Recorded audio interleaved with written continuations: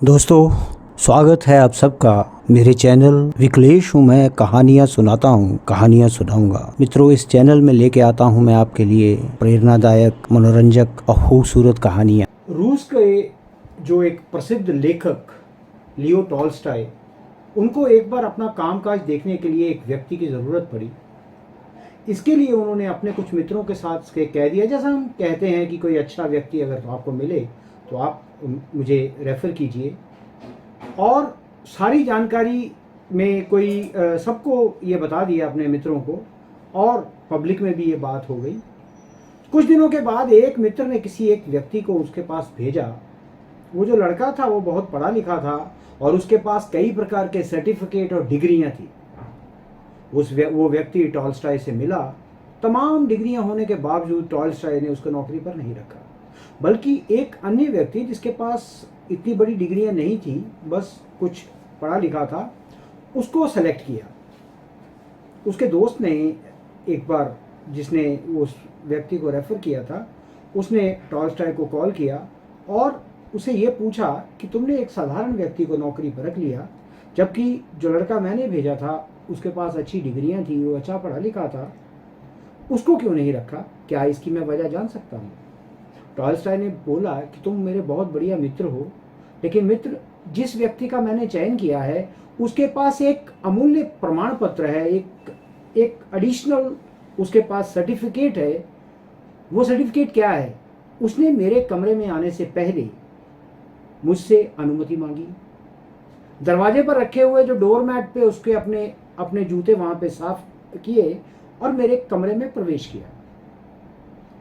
और उसने साधारण से कपड़े पहन रखे थे, लेकिन वो कपड़े बहुत सुरुचिपूर्वक साफ और सुथरे थे।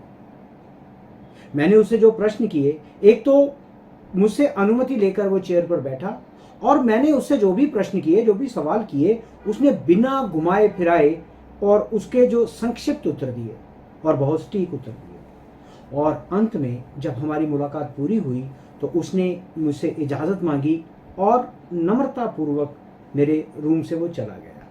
उसने कोई रिक्वेस्ट नहीं की, ना वो कोई सिफारिश लाया था। अधिक पढ़ा लिखा ना होने के बावजूद भी उसमें उसे जो अपनी काबिलियत पर विश्वास था, और इतना सारे सर्टिफिकेट बहुत कम लोगों के पास होते हैं।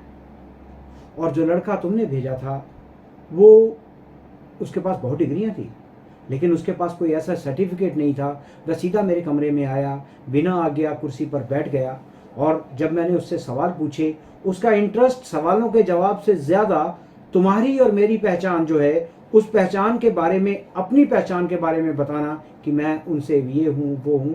और उसने जितनी देर भी मेरे साथ वो रहा, उसने यही तुमसे जान पहचान के बारे में मुझे बताता रहा कि मिस्टर सो एंड सो मेरे ये हैं, वो हैं। और अब तुम ही बताओ, उन डिग्रियों की क्या कीमत है? वो जो टॉल्स्टॉय का मित्र था, वो उसकी बात को समझ गया था, और वो भी समझ गया था कि असल सर्टिफिकेट्स क्या होते हैं। मित्रों, ये जीवन में डिग्रियां, ये सर्टिफिकेट्स, ये बहुत ज़्यादा इम्पॉर्टेंट नहीं है। इसके साथ अपना जो कंडक्ट है, अपना जो आचरण है, उसको हाई स्टैंडर्ड्स पर, उच्च कोटि पर रखना बड़ा ज़रूरी है, ताकि डिग्रियों की जगह आपके व्यवहार के साथ आपकी पहचान बन सके। और बड़े बुजुर्ग ये कहते हैं कि डिग्रियों से कुछ नहीं होता। अगर आपने किसी व्यक्ति को जज करना है तो वो अपने से नीचे जो स्तर के लोग हैं उनके साथ किस तरह से व्यवहार करता है, किस तरह से उनको डील करता है, इससे पता चलता है कि उस व्यक्ति का असल मेंटल स्टेटस क्या है, असल उसका स्टैंडर्ड क्या है। तो ध्यान रखिए कि जब भी हम कोई किसी के साथ व्यवहार करें, अपने व्यवहार में जो व्यवहार कुशलता होती है, जो वो आपको धीरे धीरे प्रैक्टिस के साथ आती है।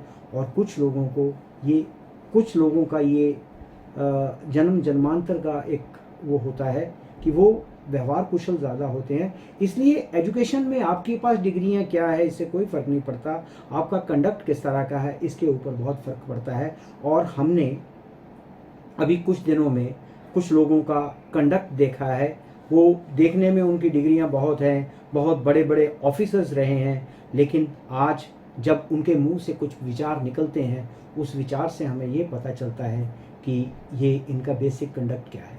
चलिए इन सब बातों से परे होते हुए आपको मैं समर्पित करता हूँ आज का विक्लेशु में कहानियाँ सुनाता हूँ, कहानियाँ सुनाऊँगा।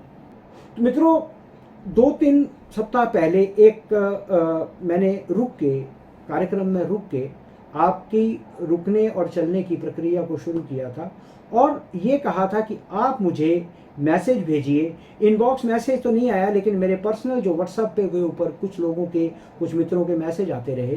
तो मैंने ये कहा था कि हम आपकी कोई समस्या है, आपका कोई भटकाव है, आपका कोई सवाल है, उस सवाल का भारतीय स्क्रिप्चर्स जो हैं उनके माध्यम से मैं उसका जवाब एक कहानी के माध्यम से आपको दूंगा। तो कुछ मित्रों के कुछ प्रश्न आए। ऐसे प्रश्न का क्योंकि हमारे स्क्रिप्चर्स में रामायण और महाभारत, सारी दुनिया इसी में समा जाती है। वेद, उपनिषद, सब कुछ, सबका सार इनमें मिलता है। तो रामायण की एक छोटी सी कहानी, एक छोटी सी कथा मैं आपके लिए लेके आया हूँ और ये विचित्र भी है। और मुझे लगता है कि मेरे जिस मित्र ने कोई सवाल जो उनका भटकाव था या उनका कोई भटकन थी, वो उनको यहाँ पे जवाब मिल जाएगा। तो एक दिन संध्या के समय सरयू के तट पर अपने तीनों भाइयों भरत, लक्ष्मण और शत्रुघ्न उनके साथ टहलते हुए श्री राम को भरत जी ने पूछा कि भैया मैं एक बात पूछूं। राम जी रुक गए। राम जी ने कहा पूछिए।